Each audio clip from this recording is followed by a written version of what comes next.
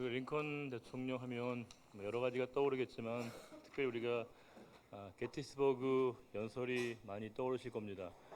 링컨의 대표적인 연설인데 이 게티스버그 연설은 266개의 단어로 구성되어 있고요. 그 마지막 문장이 우리에게 많이 알려져 있습니다. Government of the people, by the people, for the people, shall not perish from the earth 이렇게 해가지고 국민을 위한 정부는 이 지구상에서 결코 사라지거나 멸망당하지 않을 것이다라고 하는 유명한 말을 남겼습니다. 링컨의 사상과 철학을 엿볼 수 있는 중요한 표현입니다. 우리가 케네디의 연설도 많이 알려져 있습니다. 국가가 우리를 위해서 무엇을 해줄 것인가를 먼저 생각하기보다는 내가 나라를 위해서 먼저 무엇을 할 것인가를 생각해 보아라 라고 하는 케네디 연설도 우리에게 잘 기억되고 있습니다. 우리의 초대 대통령이었던 이승만 대통령은 그런 말을 남겼습니다. 뭉치면 살고 흩어지면 죽는다라고 하는 얘기를 남겼습니다. 대통령들의 연설문, 특별히 어떤 취임 연설 같은 것들은 상당한 의미를 가져서 대통령이 취임할 때 어떤 이야기를 하는가 많은 분들이 관심을 갖습니다. 왜냐하면 그것은 대통령의 국정 철학과 운영의 방식을 엿볼 수 있기 때문에 대단히 중요한 의미를 갖고 있습니다. 제가 부임해서 처음 설교가 창세기 말씀을 했는데요. 제목은 만남은 창조로 이어집니다 라고 하는 제목의 말씀을 전했습니다. 신학교에 있을 때 어느 교수님에게 그런 말씀을 들은 적이 있습니다. 목회자가 설교 본문을 주로 본인이 좋아하는 본문을 선호하는 본문을 주로 설교하다 보면 목회하는 내내 한 번도 설교하지 않는 책이 있을 수 있기 때문에 그런 상황을 제가 이제 들어서 그러면 제가 말씀을 전할 동안은 이렇게 한 권씩 순서대로 나가야겠다. 본문을 임의대로 취사 선택하는 것보다는 그렇게 말씀을 전하는 게 좋겠다 싶어서 그때부터 이제 창세기, 출애굽기, 레위기 순서대로 나가고 있는데요. 여긴 다분히 저의 목회적인 철학과 또 의지가 담겨져 있습니다. 예수님께서도 공생애를 시작하실 때 처음 그런 말씀, 우리가 예수님의 취임 설교라고 하는데 예수님의 취임 설교는 누가복음 4장 16절과 21절에 잘 나타나 있습니다. 나중에 여러분들 기회가 되시면 찾아보시고요. 이 예수님의 영적 사역의 출사표입니다. 예수님께서 이제 공생애를 시작하시면서 어떤 선언, 메시지를 전하시면서 시작하시게 되는데 놀랍게도 예수님의 그 취임 설교의 본문이 오늘 우리가 읽은 이사야의 말씀입니다. 오늘 이 본문이 얼마나 우리에게 중요한지 그 위치와 가치가 성경에서 중요한지를 엿보게 하는 그런 부분입니다. 예수님이 이제 공생애를 처음 시작하실 때 어떠한 마음과 어떠한 태도로 시작하셨는가를 우리에게 알게 하는 말씀입니다. 오늘 말씀 61장 1절은 이렇게 시작하고 있습니다. 주 여호와의 영이 내게 내리셨으니 이는 여호와께서 내게 기름을 부으사. 즉 하나님의 일을 할 때 가장 중요한 선결 조건이 뭐냐? 여호와의 영, 즉 성령의 임재와 성령의 강림, 성령의 충만이라는 겁니다. 교회와 성도는 언제나 하나님의 일을 할 때 가장 중요한 게 성령의 임재와 강림과 성령의 충만함 가운데 거해야 한다는 겁니다. 얼마 전에 저희 교단 신문인 교단지 기독 공보에 어떤 목사님의 이런 칼럼이 실렸습니다. 제목이 뭐냐? 말과 말썽이라고 하는 제목이었습니다. 그 목사님의 진단에 따르면요, 교회는 언제나 말이 많다고 합니다. 그 목사님의 분석에 따르면 말이 없는 교회는 없다는 거예요. 어느 교회나 가나 말이 넘치고 말이 풍성해서 말이 없는 교회는 없다는 겁니다. 그게 특정한 교회 상황이 아니라 언제나 교회는 그럴 수 있구나 하는 겁니다. 근데 그분의 분석에 따르면 말이 많지만 말썽이 되는 교회와 그렇지 않은 교회로 나뉘어진다는 겁니다. 말이 많다고 해서 다 말썽이 나는 건 아니고요. 어떤 교회들은 그렇지 않다는 겁니다. 이게 건강한 교회의 하나의 기준이 될 겁니다. 우리가 많은 말이 있지만 그 말을 제어하게 하시고 흘러가지 않게 하시고 또 필요한 말만을 공급되게 하시는 것은 바로 성령의 역할인 것이고 성령께서 교회에 충만하게 임하시게 될 때 우리 각자에게 해야 될 말들과 또 하지 말아야 될 말들을 지혜롭게 분별하는 지혜 또한 허락하신다는 것을 알 수 있습니다. 우리는 보통 성령 충만하면 우리가 떠올리는 하나의 이미지가 있습니다. 어떤 감정적이고 뭔가 이렇게 격정적이고 우리가 뭔가 열정적인 열광적인 상태를 우리가 주로 성령 충만함의 이미지로 생각할 때가 있습니다. 그런데 우리가 진정한 성령 충만은 나의 감정과 나의 정서와 나의 분위기에 함몰되는 게 아닙니다. 거기에 심취되거나 도취되는 것이기보다는 오히려 그것을 뛰어넘는 것을 성령 충만이라고 할 수 있을 겁니다. 예컨대 성령 충만한 사람은요, 자신이 원하고 바라는 것을 하기 위한 것에 성령 충만이 아닙니다. 내가 원하는 방향이 있고요, 그 일을 하기 위해서 성령을 의지하고 성령의 도움을 받는 것이 성령 충만이 아니라는 겁니다. 하나님이 원하시고 그분이 바라시고 그분이 이루시고자 하실 그 일들에 우리가 쓰임 받도록 내가 전폭적으로 하나님의 뜻에 순종하는 것이야말로 진정한 성령 충만의 모습이라고 하는 겁니다. 즉 자기 자신만을 위해서 사용되어지는 쓰임받는 성령 충만이란 말은 용어적으로 성립할 수 없습니다. 근본적으로 성령 충만한 사람은 이타적입니다.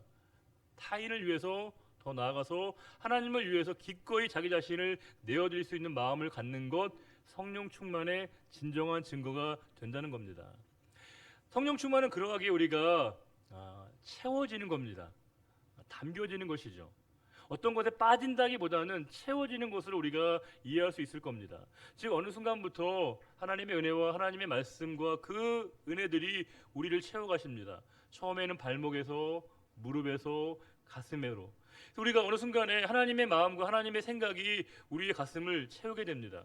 예전에 우리가 가질 수 없었던 그 하나님의 생각과 마음이 우리의 마음과 영혼을 지배하게 됩니다.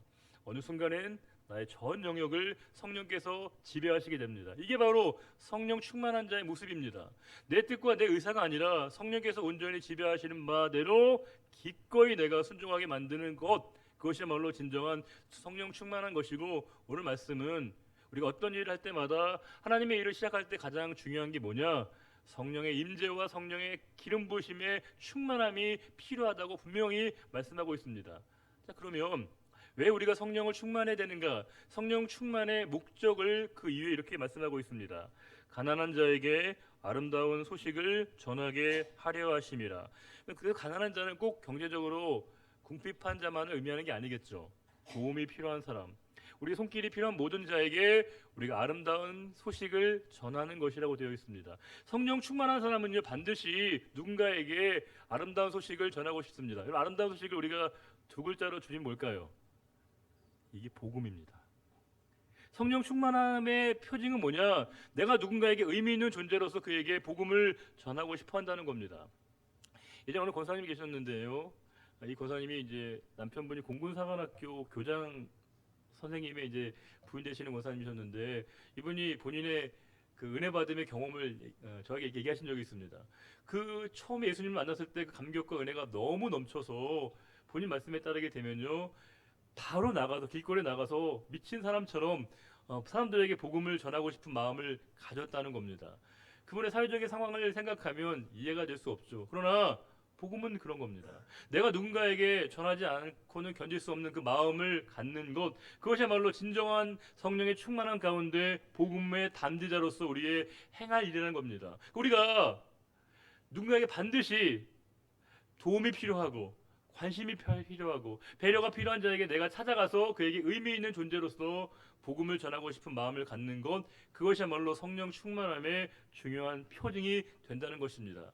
이 일들을 구체적으로 이렇게 얘기하고 있습니다.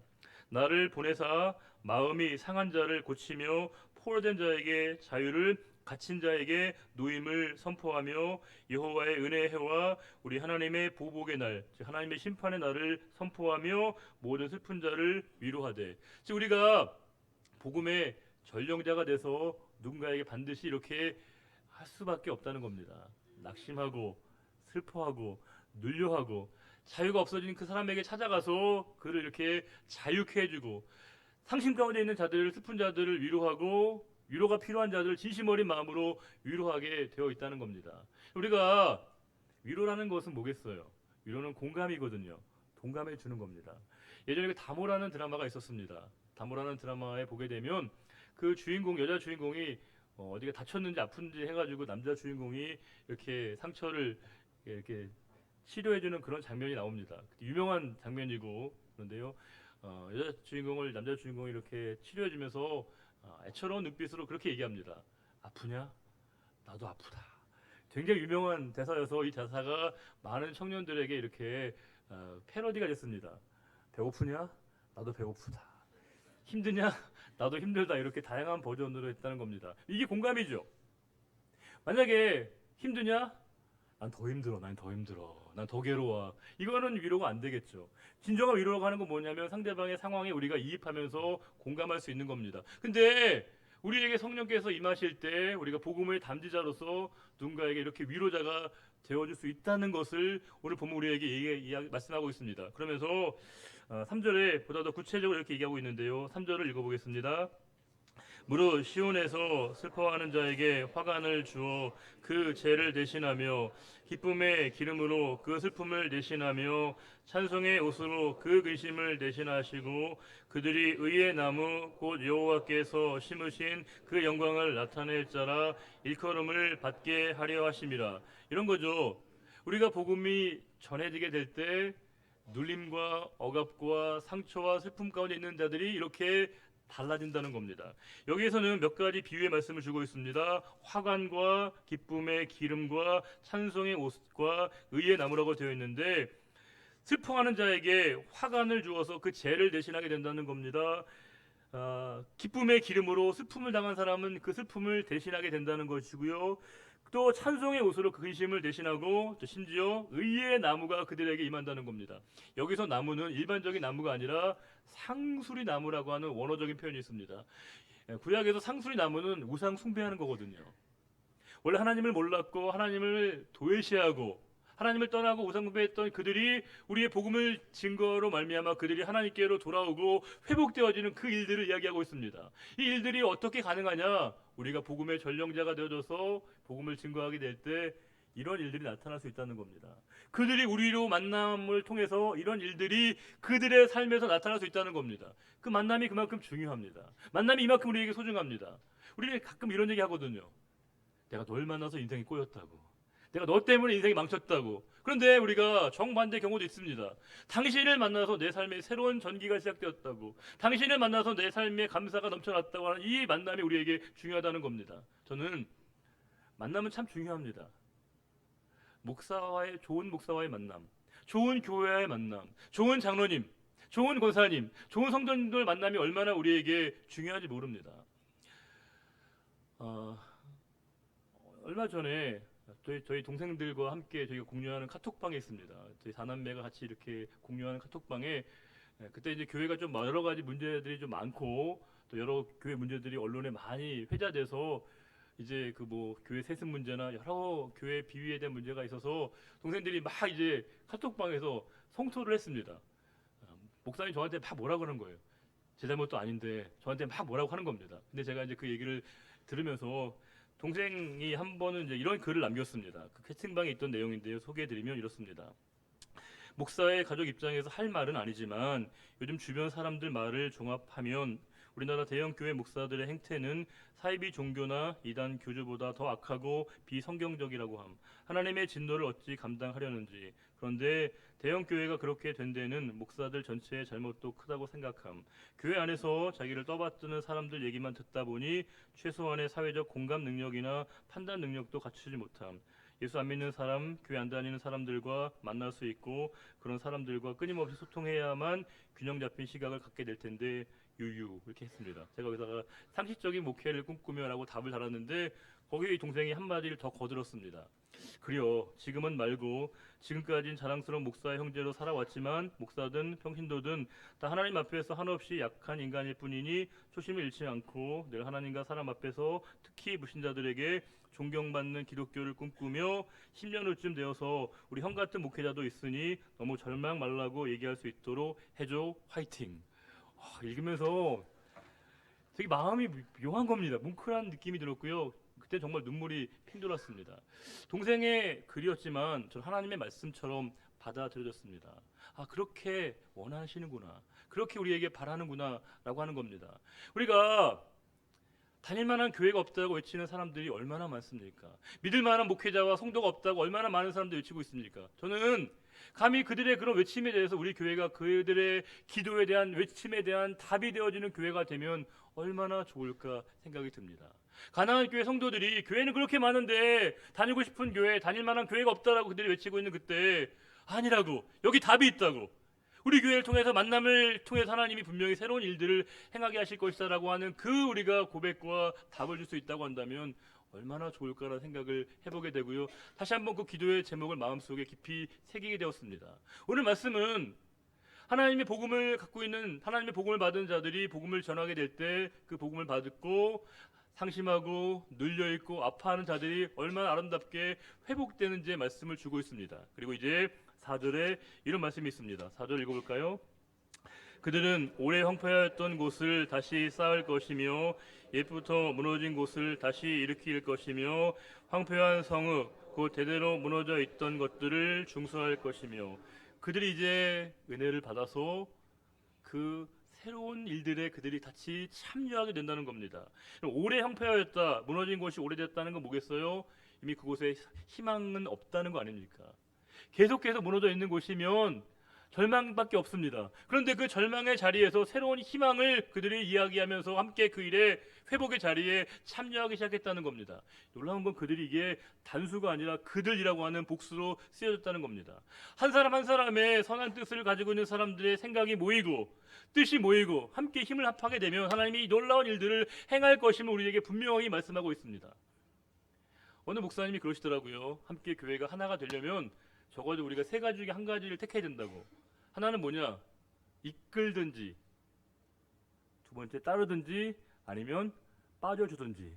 세 가지가 필요하다는 겁니다. 이끈다는 건 뭐겠어요? 적극적으로 함께 우리가 동참하고 같이 이렇게 힘을 모으는 것이죠. 우리가 세 번째는 사실 논의를 하고 하나님의 일들에 같이 우리가 힘을 모으고 뜻을 모으고 같이 우리가 합해지게 되면 하나님이 이렇게 놀라운 회복과 또 수복의 일들을, 복원의 일들을 행할 것임을 약속하는 말씀을 이렇게 분명하게 이야기하고 있다는 겁니다. 그러면서 이제 5절에 이렇게 얘기하고 있습니다. 외인은 서서 너희 양떼를 칠 것이요 이방 사람은 너희 농부와 포도원 지기가 될 것이나. 새로운 질서. 이제 원래 외인이나 이방인은 하나님의 백성들을 억압하고 탄압하고 짓누른 사람들이었습니다. 그런데 이제 완전히 이 질서가 바뀌는 겁니다. 상황이 달라지는 거죠. 완전히 상황이 반전된 겁니다. 원래 그들이 하나님 백성들을 누르고 억압했는데 이제는 뭐예요? 오히려 그들이 너희들을 따를 것이고 너희들에게 이제 농부와 포도원 지기처럼 행할 것이다라고 하는 겁니다. 물론 이 말씀은 종말에 있을, 미래에 있을 하나님 나라의 메시아의 비전이긴 하지만 이 땅에서도 얼마든지 우리가 이 사실을, 이 내용들을 검증하고 입증하고 경험할 수 있다는 겁니다. 하나님의 통치와 하나님의 다스림이 임하시는 이 자리에 이런 새로운 가치의 질서와 새로운 질서가 우리들에게 새롭게 시작된다는 것을 말씀하고 있습니다. 그런 거죠. 교회는 그런 겁니다. 하나님의 백성들은 그런 겁니다. 사람들이 이렇게 우리에게 회의적으로 반응할 때가 있어요. 그럴 수 있어? 우리는 그럴 수 있다고. 이게 말이 돼? 라고 부정적일 때 우리는 말이 된다고, 가능하다고, 분명히 이런 일들이 이루어질 수 있다라고 우리가 분명히 얘기할 수 있고 고백할 수 있고 함께 경험할 수 있는 공동체가 바로 교회라고 하는 겁니다. 우리에게 자원하는 마음의 헌신이 가능해지는 것. 어떻게 헌신이 자원해? 그러나 자원하는 헌신이 우리들에게 가능하게 된다는 겁니다. 하나님이 일하시는 그 일에 우리가 능동적으로, 주체적으로 우리가 먼저 참여할 수 있다는 것이죠. 신학교에서만 통용되는 유머 같은 게 있습니다. 신학생들만 알고 있는 유머인데요. 이런 얘기가 있습니다. 신학생들끼리만 통하는 유머인데요. 이제 어느 주일날 아침에 아들과 어머니가 이제 실갱이를 벌입니다. 아들이 이러는 거예요. 엄마, 오늘 나 교회 넘어가기 싫다고. 오늘 교회 정말 가기 싫다고. 엄마가, 어떻게 네가 주일 내 교회를 빠지냐고. 꼭 교회 나가야 된다고. 한 번만 빠지면 안 돼. 한 번만. 오늘만. 너무 힘들어서 오늘만 내가 정말 가기 싫다고. 안 된다고. 계속 이 엄마랑 아들이랑 실갱이를 벌이는 겁니다. 아들은 계속 안 가고 싶다고, 가기 싫다고 얘기하는데 엄마는 안 된다고, 절대 안 된다고 얘기하는 겁니다. 네가 안 가면 안 된다고 막 얘기하는 겁니다. 아들이 물어보죠. 내가 왜 안 가면 안 되는데? 그때 엄마가 대답합니다. 너는 그 교회 담임 목사야. 담임 목사가 교회 안 가면 안 돼라고 이제 얘기하는 겁니다. 이게 여러분 신학교에서 통용되는 유머이거든요. 담임 목사가 교회 안 가면 안 되지 않습니까? 이게 그러니까 제가 그 얘기를 처음 들었을 때는 그냥 웃고 말았는데 이 굉장히 뭔가 의미를 담고 있는 것이었습니다.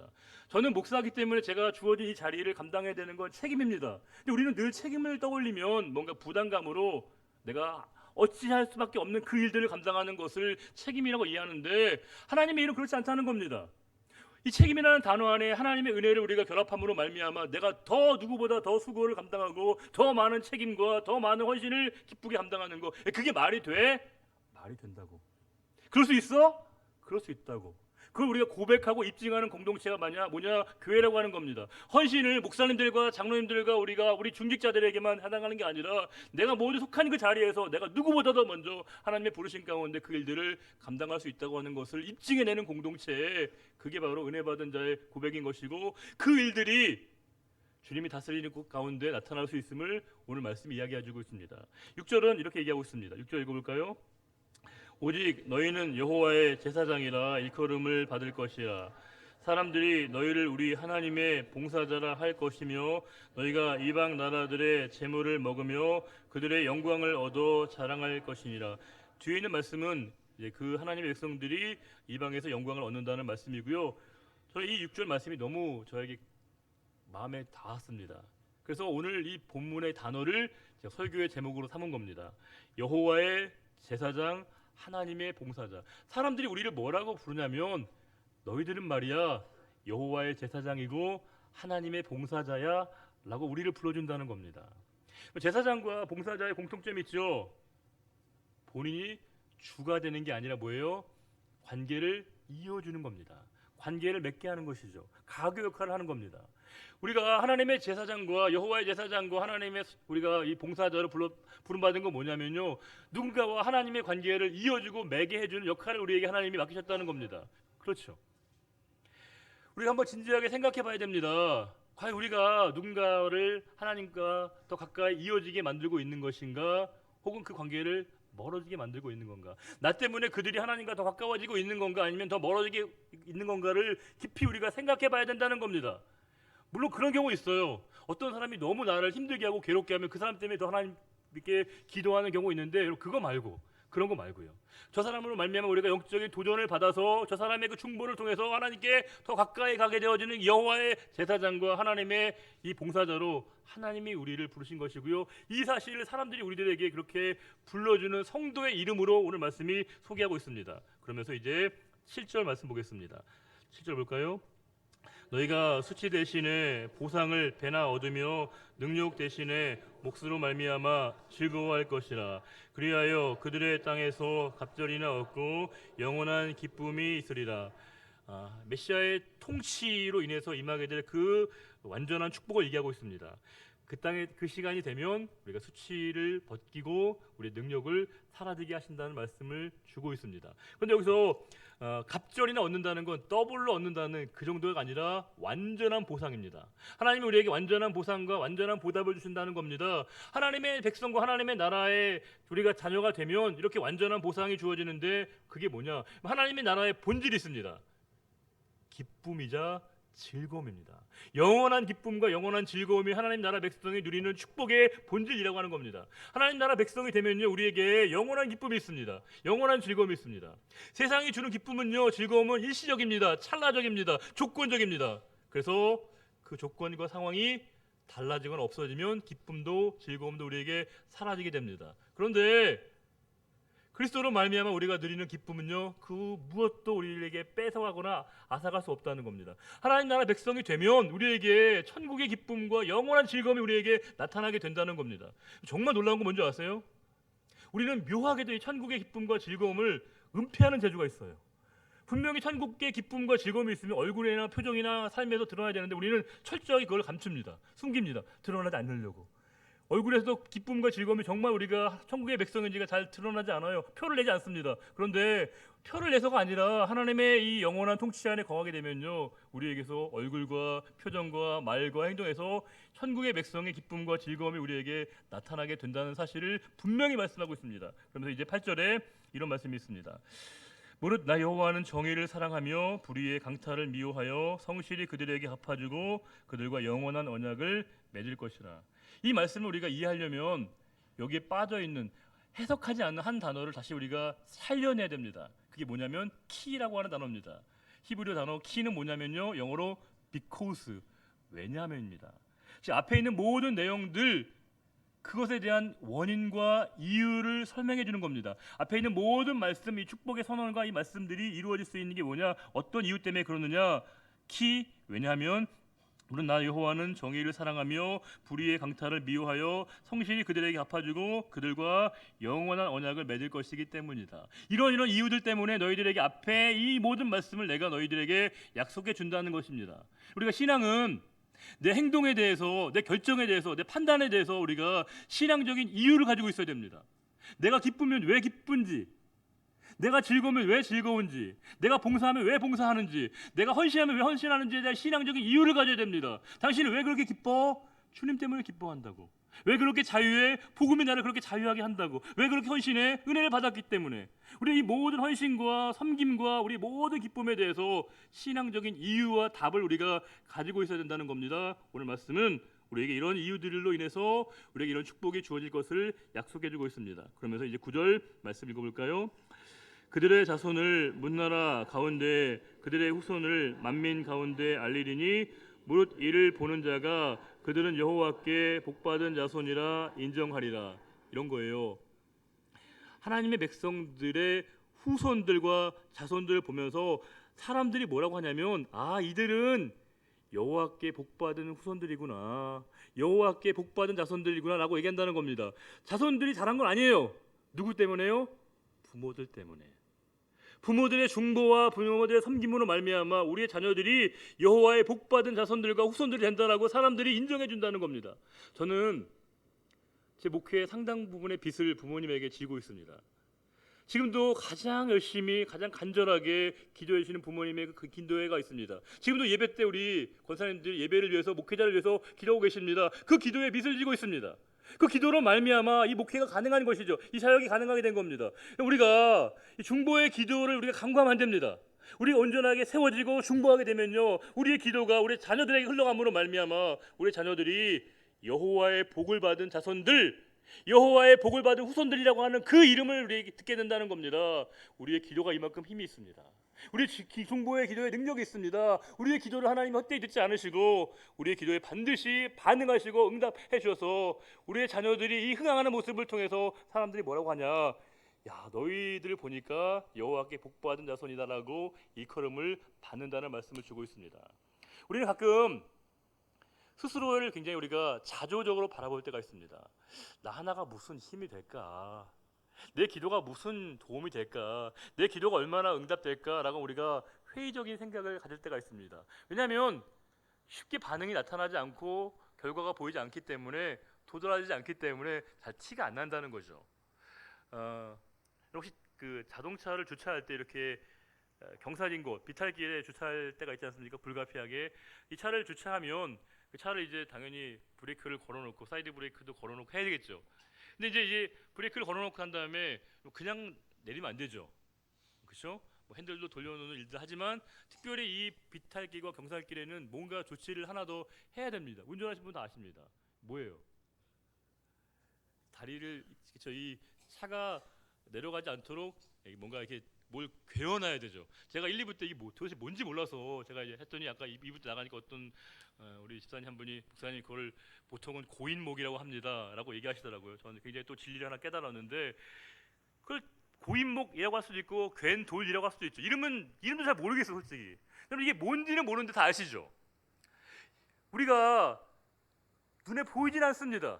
티도 잘 안 나요. 심지어 이름도 잘 몰라요. 그러나 그 하나의 돌과 하나의 이 나무가 이 차의 안전을 지켜준다는 겁니다. 모양도 안 보여요. 뭔지도 몰라요. 그러나 그것이 그 차의 안전을 지켜주고 담보해준다는 겁니다. 우리는 때로는 우리의 섬김과 우리의 기도가 마치 드러나지 않고 보이지 않고 나타나지 않아서 마치 우리가 하는 것들이 이름도 없는 것처럼 보일 때가 있지만 그렇지 않다는 겁니다. 우리가 우리의 자리에서 기도하고 섬기고 봉사하며 헌신하는 그 일들이 하나님의 교회를 지켜주는 것이고요, 우리의 가정을 지켜주는 것이고 우리의 공동체를 지켜준다는 겁니다. 그래서 우리가 한 사람 한 사람이 보이진 않지만 심지어 이름도 없이 빛도 없이 이 고인목의 역할을 감당할 때 그 하나님의 교회와 우리 가정이 온전하게 지켜진다는 것을 우리가 다시 한번 말씀을 통해서 확인할 수 있습니다.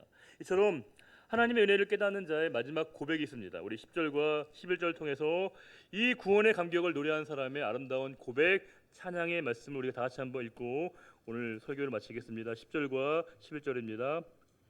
내가 여호와로 말미암아 크게 기뻐하며 내 영혼이 나의 하나님으로 말미암아 즐거워하리니 이는 그가 구원의 옷을 내게 입히시며 공의의 겉옷을 내게 더하심이 신랑이 사모를 쓰며 신부가 자기 보석으로 단장함 같게 하셨습니다. 땅이 싹을 내며 동산이 거기 뿌린 것을 음돋게 함같이 주 여호와께서 공의와 찬송을 모든 나라 앞에 솟아나게 하시리라. 아멘. 하나님 아버지, 우리에게 구원의 길로 인도하시고 또 우리에게 성령 충만함을 통해서 우리의 원함이 아니라 하나님의 소원과 하나님이 이루실 그 일들에 우리들을 전령자로 세우신 것 감사합니다. 주님, 우리에게 맡겨진 이 책임과 소명을 잘 감당함으로 우리 모두가 다 여호와의 제사장과 하나님의 봉사자 역할을 넉넉히 감당할 수 있기를 원합니다. 우리 한 사람 한 사람이 보이지 않지만 고인목의 역할을 감당함으로 우리의 가정과 교회와 공동체를 지켜내는데 기도하며 수고하며 헌신하는 우리들 모두가 되기를 원합니다. 우리는 작아 보이고 우리는 무능해 보이고 힘없어 보이지만 하나님 우리와 함께 하실 때 주께서 우리의 중보의 기도를 들으셔서 특별히 우리의 자녀들, 우리의 후손들이 여호와의 복받은 자손들이라고 하는 그 말을 듣는다고 말씀하셨사오니 우리의 자녀들과 우리 교회가 지금보다도 10년 뒤, 20년 뒤가 더 좋은 교회가 되게 하여 주시고 하나님의 희망이 있는 교회가 되게 하여 주시고 복음을 끝까지 증거하는 하나님 나라의 지평을 확장하는 교회가 되기를 간절히 바라며 언제나 우리와 늘 함께 하시는 우리 주님 예수 그리스도의 이름으로 축복하며 기도드리옵나이다. 아멘. 다 같이 일어나셔서 우리 패송하겠습니다.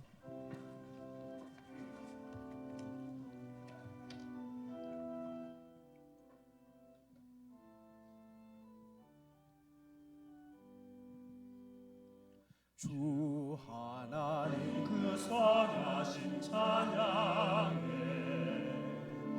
놀라운 주 행적 찬양에 주님의 사랑이 가득 넘친 교회 주 사랑 이제 전파하려네 우리에게 주어진 소명대 사랑과